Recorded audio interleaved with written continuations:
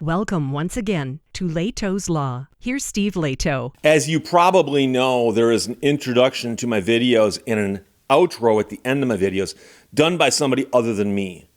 It's a woman. We've nicknamed the Canadian Robot Lady, and she does those introductions and the statements at the end for me as well. And she's been doing those for years. And recently I've had a lot of people asking me about her. And I know that, with the number of subscribers on my channel now, not everybody's been here for all that long in terms of the history of my channel. I've been doing videos on YouTube for over 10 years, and she's been doing stuff for me on my channel for 5 years, at least 5 years. And so it's possible that some people have joined me recently, and they go, hey, it's kind of cool. He's got that woman there at the beginning and at the end of the videos, and I wonder what the story is there. And so I do live streams on Sundays, and occasionally I do pop-up live streams when I have the time. And a common question I get asked every single live stream is, what's the story with the voice in the videos? And I've mentioned before that some people are confused in the sense that they assume she's not a real person. And I have actually in the last year had somebody contact me and say, hey, Steve, I'm a professional voiceover artist. If you ever want to use a real person instead of that robotic voice you've got, I'm happy to do it for you. And I sent a guy a note back and I said, well, that's a real person. He goes, no, it's not. What? What are you, stupid? No, it's not. No, dude. I'm talking about that synthesized voice you've got at the front, which obviously you're using some kind of program for. He goes, that's not a real voice. I'm a professional. I know. It's a real voice. So I've had people ask me about this. I said, well, I actually did an interview with her one time, and I put it up on the channel, but I think I took it down. And there was a time when I had thousands and thousands and thousands of videos up on this channel. In fact, right now, I still think I've got over 1,000 videos. But I would go back through the older videos, and I'd check to see how often they're being watched, and they weren't being watched a lot. I would pull them down. So I apparently pulled that video down. So what I'm going to do now is I found the video. I'm going to put the video here. It's going to follow me in a moment. But I wanted to put this introduction to explain why I'm putting up an old video on this channel. I used to put these videos on my backup channel, which is just called Steve Lehto's Other Channel. But then I got people complaining, going, Steve, this is an old video. What's up with this video? I'm pretty sure that you referenced something that happened 5 years ago. What's going on here? So I'm shooting the intro so you understand that in a moment, we're going to go back in time and watch a video I shot several years ago with Heather, the Canadian Robot Lady. And like I said, a bunch of my videos get taken down from time to time, and it got taken down. Now it's going back up with this introduction. So there you go. I hope you understand it. Stick around. Welcome once again to Lehto's Law. I'm Steve Lehto, and viewers of my channel recently have noticed I have a new voice introing my show and outroing it, by the way. And it's a woman's voice. And I had some people who questioned whether or not she's a real person. Is she a robot? Is she an app? Or is she a warm-blooded human being? And I've had people adamantly tell me that there's no way a voice that smooth could be human. And I said, well, you know something? She is. And she's not a robot. And in fact, in one of the outros she did for me, she even said, I am not a robot. But people don't believe that. They say, Steve, that's exactly what a robot might say. So I said I'd end the controversy one of these days. I would end it soon, and soon is now. So here we go. 3, 2, 1. Welcome once again to Lehto's Law. Here's Steve Lehto. And here is a non-robotic human voice. How are you? Hi, I'm great. How are you doing today? Pretty good. So people are going to want to hear some questions and answers to prove that you are not a robot. And I've told people, I said, well, she's not a robot. She is a Canadian air personality / voiceover artist who I simply met through my presence on the internet, I think through YouTube. And I asked you, I said, next time you're in a production studio, could you just simply cut me an intro and an outro? I never thought it was going to be controversial. So first of all, and I'm going to ask you point blank. Okay, you're not under oath, but straight up, are you a robot? Of course I am. How to fuel the fire. No, I'm not. I'm just a Canadian girl that has been fortunate enough to have a lovely radio career, and I do voiceover on the side. And yes, I do automated voiceover work for, businesses as well. So that's probably why people think I sound like I'm a marketing message, because I've done that. Well, and the funny thing is, it's gotten to the point nowadays where we do hear automated voices all the time. And I mean, I have a voice in my car that talks to me and tells me how to, where to go and gives me directions and stuff. And it sounds moderately human, but I know it's robotic. And I don't even know if a human is involved at one end or another of that. But the funny thing, of course, is that when I asked you to record it, I said simply, next time you're in the studio, could you just cut me the short little thing that just says, welcome to Lehto's Law, and then thank you for listening to Lehto's Law. And I never thought it would it would become a controversy. But the funny part is that I sent you the script, and I said, say this. And I had to correct you because I didn't think you were popping the T's just right in Lehto, which sounds like such a minor point, but doesn't it? I mean, I don't know if you've got the direction thing on your phone. You must, or I assume you've got that in Canada. But the thing that gives you turn-by-turn directions, and it always mispronounces things, and it bugs me. And that, to me, if you'd mispronounced my name, would have sounded like a robot. But the fact you pronounced it the way I say it must prove that you are, in fact, a human being. Oh, I would think so. And not only that, there's a tendency, as we were chatting about, too, to always kind of soften. Instead of saying Lehto, it would just be Lehto. Right? Yeah. And I mispronounce it, too. And I'm not sure if I told you that, but in Finland, they pronounce it differently. And they correct me, the people of Finland. Oh. But that's another story altogether. So here's the funny part. I worked in radio for many, many years on and off before I went to law school, and then even after law school as a talk show host. And I started working in radio in 1982. Now, when did you start working in radio? Around the same time. I started college for radio in 1980, and I had my first gig making carts in 1981, but actually allowed on the air in December of 81. That was just during college. And I graduated and went on to full-time radio from there. Okay, and so did you start out, I jokingly talk about how I started out in Bad Axe, Michigan, a small market, very small market radio station in Michigan. Did you start out in some small market someplace? Absolutely. Yeah, absolutely. Okay. Small town, So southern Alberta. Were you playing records, carts, CDs? What were you playing in 1982? Well, the black and white picture that you've shown of your radio days, right? Yeah. The board that I dealt with looked very similar. The McCurdy board, and it had the dash, the dip in the dash, which was good for holding your pens. That's where you fired the carts from, right? Or turned on your microphone. But it also was really good at catching coffee. It was like a trough for your coffee when you spilt it.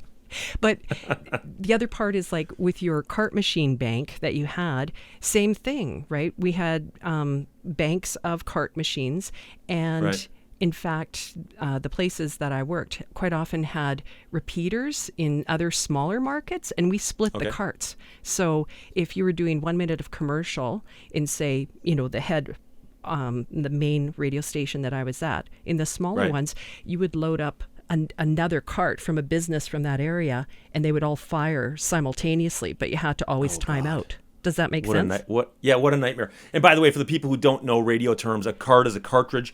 Looks like an 8-track tape from the old days. Yeah. It had a loop inside that would re-cue itself, and you'd often put commercials on there. And I worked at radio stations that had their entire musical library on carts. So you'd walk in each hour with a stack of carts, and you'd put the carts in a cart machine, and every single song was on a cart with a label, which plays into another question I'm going to ask you later on about DJ nightmares. Right. But the label would say the title of the artist, the length of the song, the length of the intro on the song, and then some other information like the year of the song. And so Yeah. And the extra, sorry to interrupt, it would say fade or whatever, so that you actually had an option, because back in those days, Right. you had to talk between every song. So you could either segue into like maybe another ID, or you would get on the air, pop on the air, and talk between them and keep the music rolling. Right? And by the way, for my American audience, we call it an outro, but apparently in Canada, they call it an extro. But that's the beautiful thing about us, is that we can speak to each other and not get in huge fights over doctrine like this. You know, oh my gosh, you call it an extro. No. And, there's a love of words in there, too. So it's like, hey, you say potato, I say potato, right? Yeah. So getting to the very beginning, did you ever spin records? Oh, of course. Yes. Okay. May I tell a story? Absolutely. Okay. So I worked for a pretty decent, large-size country music station, and it was an oldie. It had been around for many years, and in fact, the turntable there, they were the big platters, because it accommodated the 78s, and that was a speed setting on the turntables. I mean, please, a robot could not be telling you these things. Well, and those turntables often have 3 speeds, 78, 33, and 45. Correct. And you had to become a master, or maybe in my case, a mistress, of becoming, just really proficient at going from one turntable to another. And for instance, if you put on a long album on one, and then you queued up a 45 on the other one, and that's where you put the needle at the start of it, and you drag it back a few seconds. So when you actually start up the turntable, there isn't that drag. You're scratching in the old days, like you're scratching. Yes, exactly. But and also, there are all kinds of tricks, like putting a penny or a nickel on top of the head of the tone arm. Yes, exactly. Thank you. So that it wouldn't skip. It might make a lot of hissing and popping, but it would continue to play. So, if you were spending too long in the hallways, which I often did, because, I'm a little bit of a chatty Cathy, and I like to be social, and there was more than one radio station. So you'd go off and chat, and then you'd realize, oh, my song is ending. And if you didn't have the next song queued up, I would be talking, pulling the microphone towards me, rolling back in the chair, and queuing up the next one, literally speaking and trying to drag it out long enough and get through that intro and still talk on top of that intro, right. And nobody knew. And did you ever have the situation where a record skipped on the air, or that you accidentally played it at the wrong speed? More so skipped and wasn't in the room. The newsroom was a long hike away, and there was monitors. Even in the washrooms, there were monitors, and you would just be like running to get back in there and fix it. Right. So now I can tell you, I worked in radio a long time. I know you did too, and so, or have to. And so one of the interesting things is anytime I meet a disc jockey, we talk and we have stories that are identical and stories that are similar. But one thing that's true of every disc jockey who played music, every disc jockey you've ever met, universally, whether they're still in radio or not, and I haven't spun records on the radio since 1989, but I still have nightmares where I'm in the studio and I suddenly realize my next element is not queued and ready to go. And I'm frantically looking for a record, a 45, or a cart or something, and I can't find it. And the song is ending, and I'm freaking out, and I wake up in a cold sweat. Let me guess. Do you or do you not have that nightmare? Absolutely, but here's the twist. Okay. It won't start. You mean the next element? Yeah, it will not Of course not. That's the nightmare. No, but what I mean is that the equipment won't start. Sorry, I should have said that. You have that one too. Yes. Okay. So I'm prepared to a point, right? Always be prepared. Wait. In your dream, your subconscious blames it on the equipment? Yes. Because I'm a girl. In my dream, my subconscious is blaming me. It's going, Steve, you screwed up. You forgot to cue your next element. Oh, no. I did it so frequently. I had to blame something, right? Okay.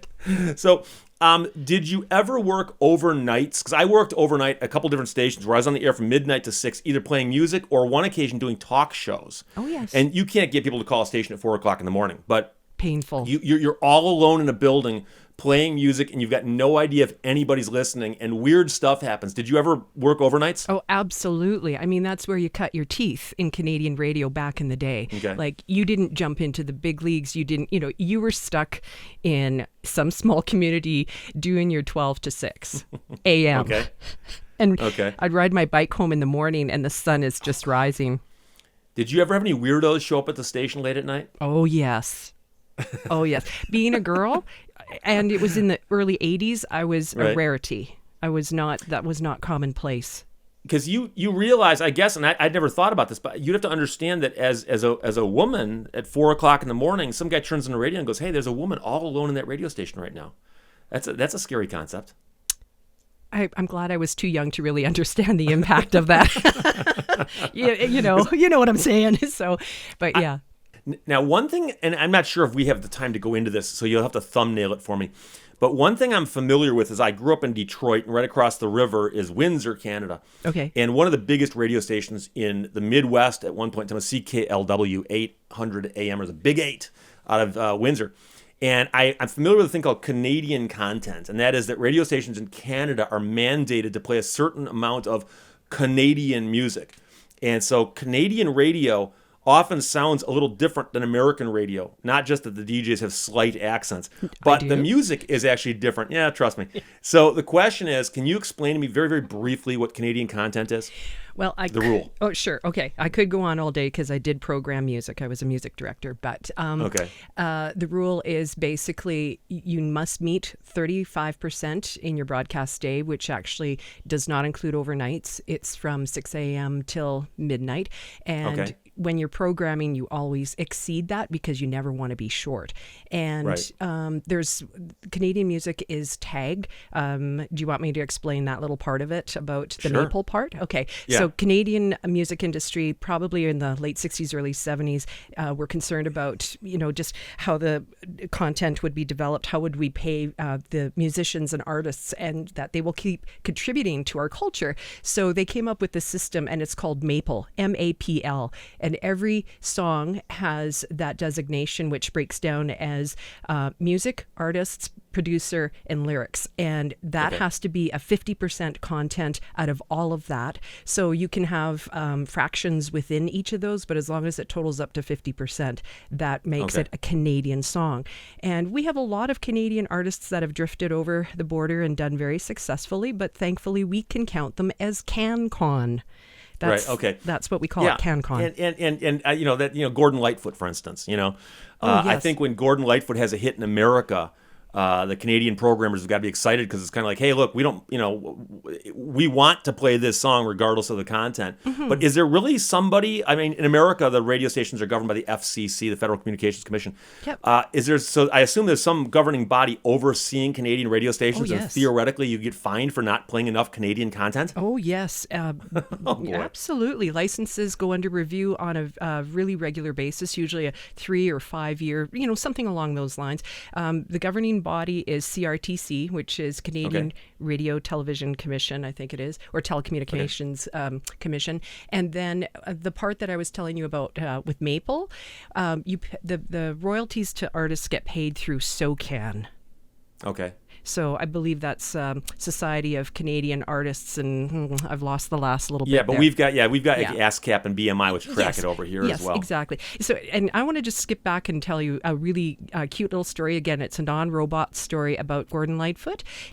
Yeah, so an interesting thing about Gordon Lightfoot is that we talked about carts and how it relates to Gordon Lightfoot in my world back in the old days. Well, the song The Wreck of the Edmund Fitzgerald. Are you familiar with that song? Know it well, yes. Okay. You know how long that one is?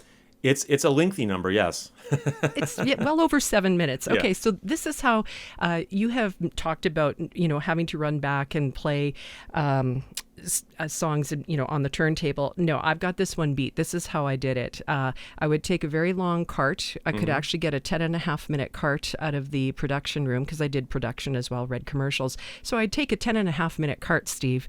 For your first song you dump on there is The Wreck of the Edmund Fitzgerald.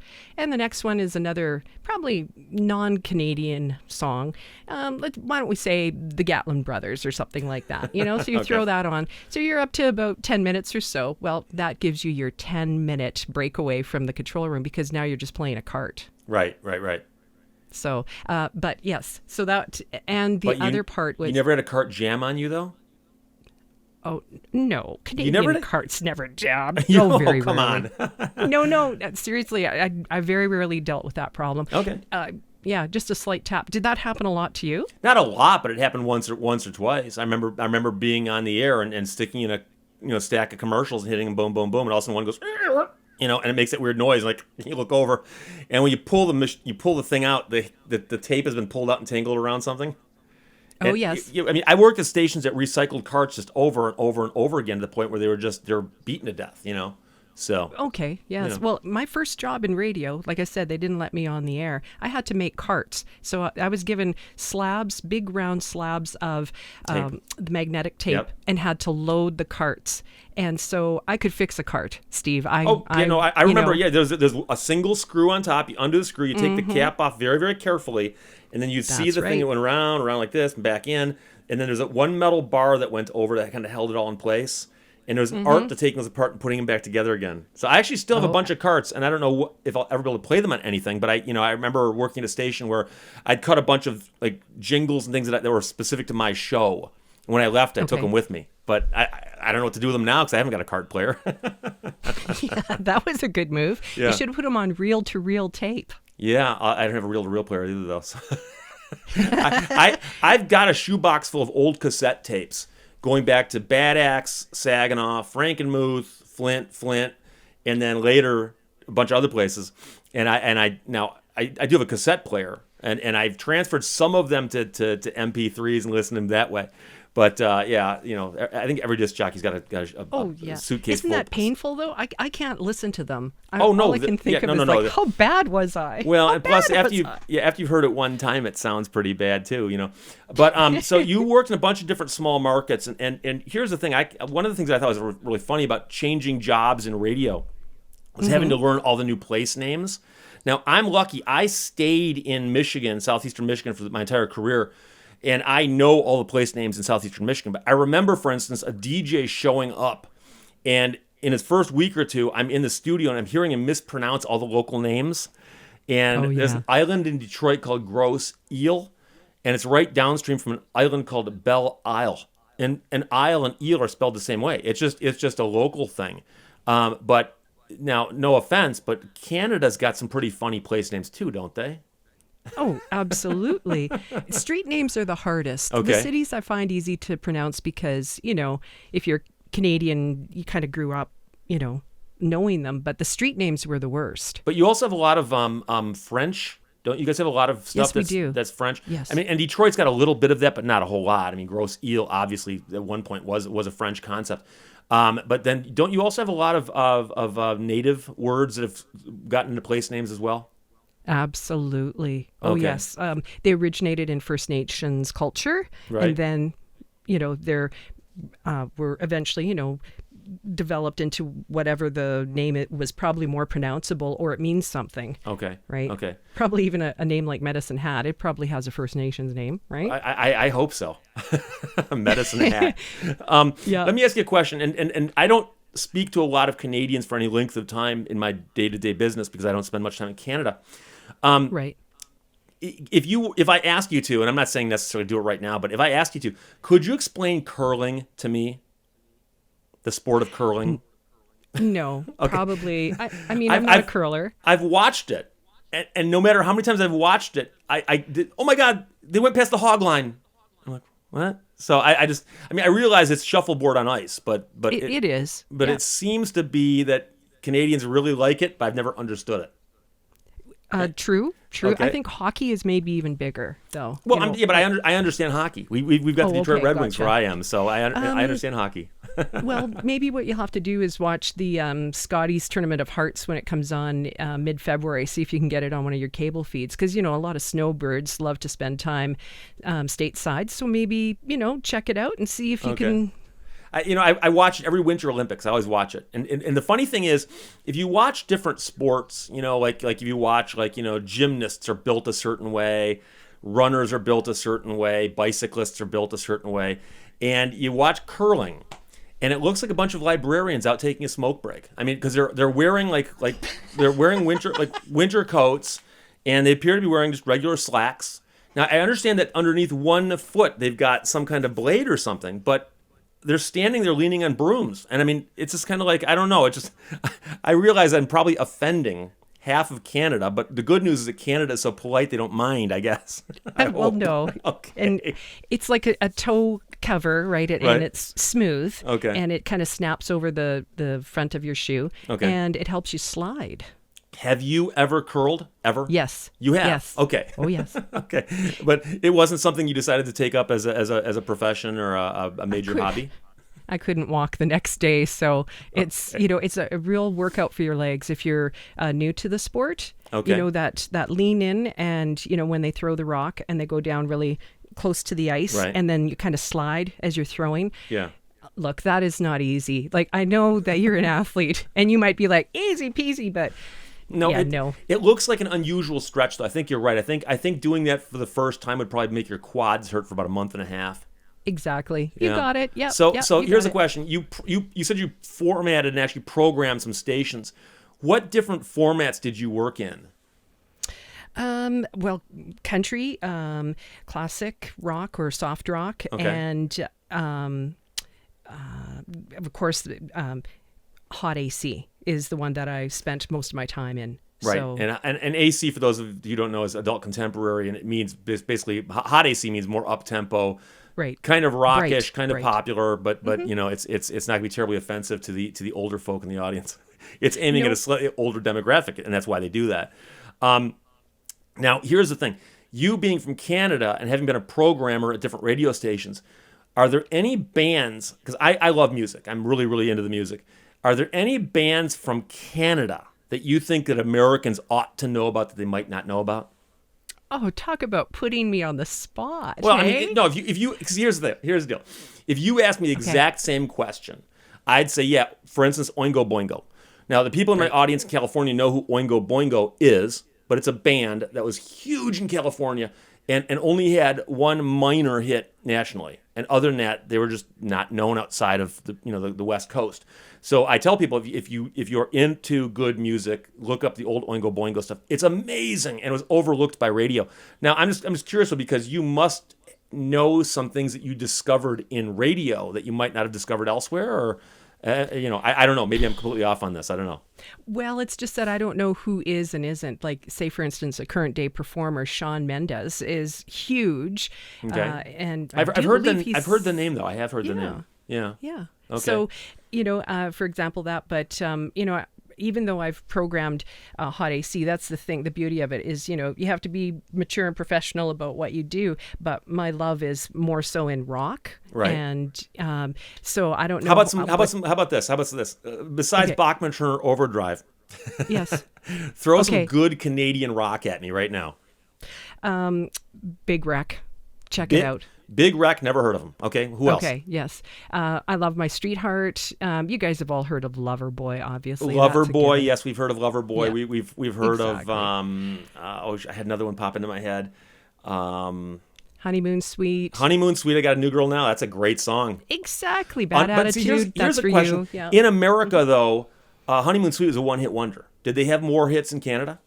Oh yeah. Okay, so that's the thing. That's what always fascinates me, is when you discover that. And I'm going to throw this out, and you might know this, but Aha, for the band from Norway with Take On Me, is huge everywhere in the world except for the United States, and I'm guessing Canada. But I don't know why. But the thing is, they've got tons of great music, but they didn't quite fit the cookie cutter molds of the formats in America. And so as a result of that, they aren't that big here. But they're still around. They're fabulous, and they don't even tour here. That's how little known they are. So I'm guessing that there are bands like that from Canada. So that's why I'm curious about that, because I'm always looking for new music of stuff I haven't heard. It takes me a little bit of time. I'd have to get out, my usual research, so I could just roll off a whole bunch of names. Well, and part of the problem is I'm throwing stuff at you fast, and one of the reasons I'm doing that is to prove that you are not a robot. And people have mentioned to me that there's a thing called the Turing test, which is questions you should be able to ask a robot that would confuse a robot. And nowadays it's getting to the point where I think they've got Siri to the point where she can answer almost anything coherently. But by throwing questions at you like this, I'm assuming that people go, oh, a robot would actually know the hot bands in Canada or something. But the other thing I was going to ask you, so you were country, AC, rock and roll. Did you ever do any talk show hosting? No, only to the point where, say, doing morning show with a co-host or doing interviews. Okay. So, because, you wind up like, again, interviews are kind of like a bread and butter to anybody's show. You're always constantly promoting local. Right, so right. you have lots of guests on. Yeah. Yeah. So not talk, though. I couldn't imagine. I would not have ever applied for Steve, why did you do that? Well, I'll tell you right now, 4:00 in the morning trying to get phone calls, you're really asking yourself, where did my life go wrong? Exactly. How did you fill? Seriously, did you have instrumental interludes that you could put on for? No. We did do the weather and traffic every 10 minutes on the 8s, but you can't do that for a full hour. That's not considered good. The last thing I have to tell you, and anytime I meet a Canadian, I tell them this, besides the fact that it's wonderful having such great neighbors as Canada, at least on this side of America. So I can't speak to neighbors on the other side because I don't live down there, but I'm saying I've lived close to the Canadian border my entire life. is Sure. anytime I go to a hockey game, I'm reminded of the fact that you guys have got one of the greatest national anthems. And O Canada is, I don't know if you understand how brilliant it is, but, Star Spangled Banner is a good national anthem also. But whenever I go to a hockey game, they play them both. And I'm always moved by the fact that you guys have got a great national anthem. And, you go to the Olympics or you watch the Olympics and somebody from some country you never heard of wins and they play something that sounds like a medley of construction noises or something, and you're like, ooh, that's their national anthem. I'm sure the words make it better, but you guys have got a great national anthem. Well, thank you. That's very kind of you to say that. I don't know if you feel the same way about it or not, but I wanted to throw that in there. Absolutely. Hey, we still get up and sing and know the words. Like, it's... Ours, yeah. we know the words, but ours is difficult. It's got a really big range. Most people in America can't hit all the notes correctly. So, but you got to give people, the old A for effort, for trying, right? Oh, for sure. So, like the takeoff, eh? Yeah, exactly. Oh, by the way, Rush, that's one of the bands I was going to mention when we were talking about Canadian rock groups. They're Canadian, aren't they? Oh, yes, absolutely. Yeah. Can I throw one more at you? Yeah. What about Triumph? I was just about to say I saw Triumph warm up for Van Halen at Cobo Hall in 1980 or 81. I could be wrong on the year, right around there. But I actually saw Triumph. They had a song called Hold On, didn't they? Mm-hmm. And the lead singer, Rick Emmett, is just a very, very proficient guitarist and fabulous singer still to this day. So highly recommend if you want to check out some great Canadian tunage there. Okay. You could check out, and his name is spelled R-I-K, Emmett. Oh, Rick Emmett. And give him a little shout out. He's fabulous. And by the way, for the people who are curious, I mentioned before that you are in Canada, and you told us to check something out. Can you say that again, please? Check it out, eh? Yeah, no, not the A. You said check it out. You hit the O and the, yeah. As in like oot? Exactly. Oot and a boot. I'm going to pick it up right here and point out that once again, I'm talking to my dear friend who is the voice at the beginning and end of my recent videos. Again, like I said, Air Talent Canada, voiceover artist. And by the way, I should mention that a couple times during this video, a photograph has appeared on screen, and that is a photograph of the non-robot.